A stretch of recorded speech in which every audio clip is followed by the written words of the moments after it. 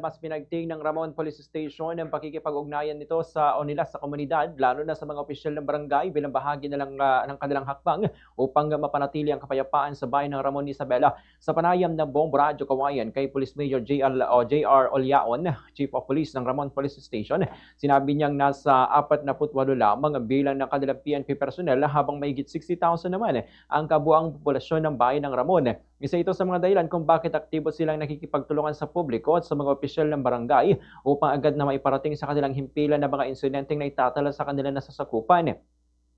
Nag-request na rin sila sa mga lokal na pamalaan para sa pagkakaroon ng radyo upang mas mapabilis ang pag-relay ng impormasyon, gayon din ang pagdaragdag ng mga CCTV cameras para sa mas epektibong monitoring.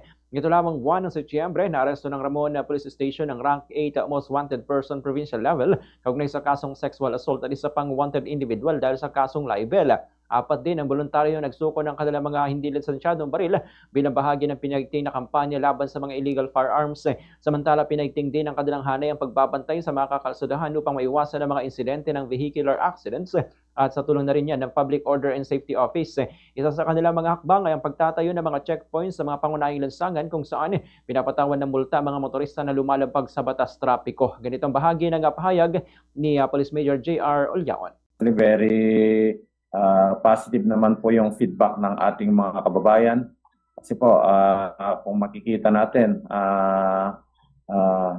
karamihan po sa mga kababayan po natin ay nakaka-experience po ng mga incidents na hindi po nila alam kung ano yung mga process or anong dapat nilang gawin.